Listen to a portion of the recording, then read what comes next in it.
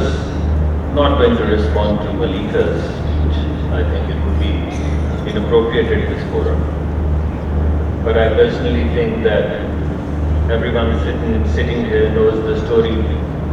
Nawaz Sharif jail, Shahbaz Sharif jail, Maryam Nawaz jail, Hamza Shahbaz jail, Rana Sanaullah jail, वो हमारे जो जिन पे case दिया है फिटरिन का वो बेल, हर 10 के बाद एक बेल, बाकी सब jail. And at the simultaneously you have a 22 billion rupee case of EOBI. You have a 44 billion rupee case of NICL. You have the BRT case. You have the minerals case. You have that general that was appointed by the Prime Minister, his friend, who said कि कड़ियाँ जो हैं वो हथकड़ी की शक्ल में 6 वजीरों तक पहुँचती हैं. So I leave all of that judgment to the audience to decide whether it is really accountability or it's some level of selectivity.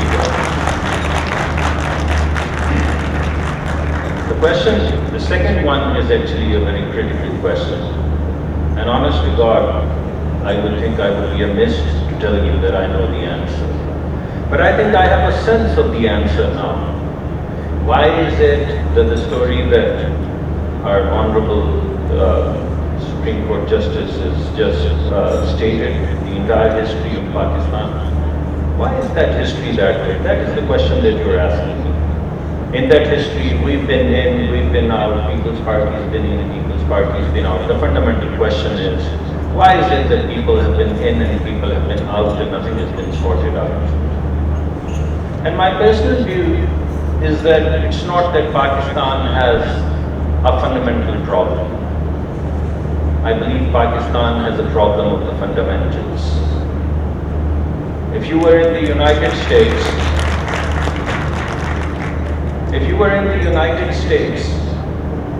and you went to a trailer park where the uneducated people live, and you said something against the freedoms, you'd get your teeth knocked out.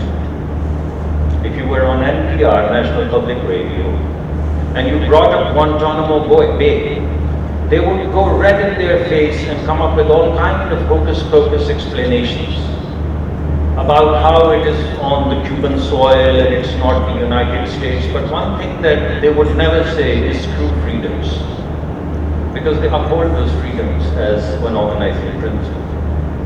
And the entire society is built around that organizing principle of freedoms and polarity, freedoms and marketplace. Whether you look at their healthcare system or their education system or their judicial system, you find freedoms and you find the marketplace, the polarity. Everything is polarized. That's why, as the richest country of the world, they don't afford healthcare to people, because it's polarized. Market is a value that they uphold, just like freedoms. If you went to Sweden or Denmark or the Nordic region, I moved from one company to another, and I tried to hire one of my old employees once my non-compete was over. And as a courtesy, I hired a headhunter. And I sent him, and this guy flew in from Sweden. His name was Johan Ingemansen. And I said, Johan, I will give you 30% more money. I'm building up a new practice, work with me for 3 years. And I told him 30% more was a lot of money. He was making $140,000. And then I said, this would be tax-free money. Tax-free money. Because in Sweden, you get taxed after 150,000, about 50 or 56%, or I don't know what that odd number is. And it took me half an hour to understand that Johan does not understand why he should not pay taxes. Because it's a value, it's an organizing principle, some sensible social equity, some sensible social justice, around which the entire society is built. Their educational system, their healthcare system, everything is based upon that social equity principle, just like everything in the United States is built around freedoms and polarity marketplace. And I can give you many examples. I've worked with Frenchmen who believe in fraternity and the role of the relation of state and its people a relationship that doesn't exist anywhere outside of France. And some things don't exist outside of Paris. But if I turned around and asked this room, what is that one fundamental organizing principle around which our society is built? We'd sit here for 3 days and we would not be able to come up with it. That is the problem. All night you would sit here. All night I would probe you. All night I would ask you, what is that one value for which you're willing to take a fall? And you would not be able to tell me, not that an individual has not taken a fall, but as a society we would not take fall either for freedoms or for polarity or for social equity, nor for social justice, nor for fraternity. What in the hell would we take the fall for? What are we organized around? And then, after 3.5 days, you would figure out that the entire society is built around the value of opportunism, opportunity. And opportunism is such a dark value that it has to eat all other values, whether they are imbibed in the constitution or the law or basically home values. It has to eat up all of those values. It's the darkest value of all. It's the black hole of values. It eats up all other values for it to prevail. Opportunism.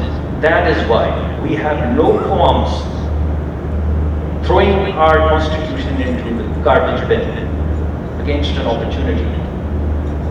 That is why we have political vendettas all along 70 years, including our times and your times and their times and her times, where we used laws against the opposition.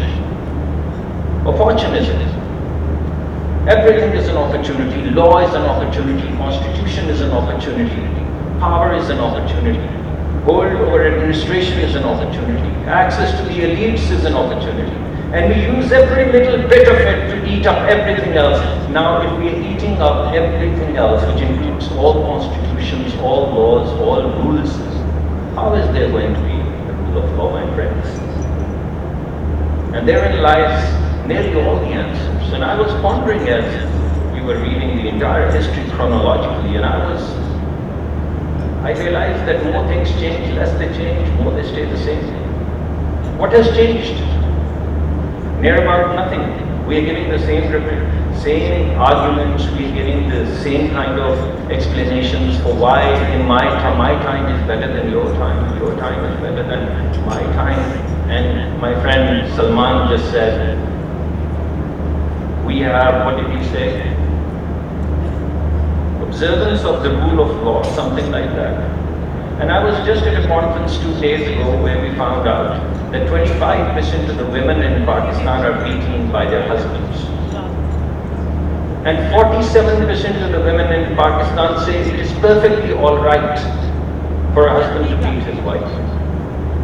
Where in the constitution is it written? What equality? What equity? What justice? In our own households, this is not a political data, this is I'm giving you benign statistics. I can give you the maternal mortality rates, I can give you the infant mortality rates, I can give you the literacy rates, I can give you the dropout rates, I can give you any number of statistics that you want. And they tell you the same story. Women don't have access to justice, they don't have access to equality. Minorities don't have access to justice, minorities don't have any equality. I mean, just a few miles from Lahore, a whole town of Christians was burnt. I ask you, what has happened to that? Where are the culprits? They were arrested, what happened? Why is the justice not administered to them? Apparently a husband and wife were burned, put into the bhatta and burnt to ashes. Where are the culprits? Some are on bail, some have left the country. What access? What justice? What rule of law? So unless, my friends, from my perspective, we reorganize ourselves at some point in time, we wake up, we smell the coffee, and we walk across the party lines, and we say, no more. Unless few senior people who are not seen as political actors and hence polarized and hence biased speak up about their own times, like Justice Naseem Hassan Shah, more history has to be written. And if history were not written, someone else would walk with all and rewrite whatever is happening in our times. So unless we are willing to do that, I don't know how it will change. I come back to your question. Why is it that nothing happens? I didn't understand. While the keynote speech was being made, I didn't understand. I continued to ponder, but why? But why did you justify all of this? I mean, they were noblemen then. What happened? Why were all of these interventions justified and sanitized and sanctized, or whatever the words are? And then I asked myself the same question. What happened during the elections of the chairman of Senate? Every fourth senator in the opposition defected. How do you guys know I was not the fourth? How do you know? So why should I walk into that house now? What sanctity does that house have? I have no answers. But whatever happened in that Senate hall happens in all halls, happens everywhere. And therefore, nothing changes. And more things change, more they stay the same. Thank you.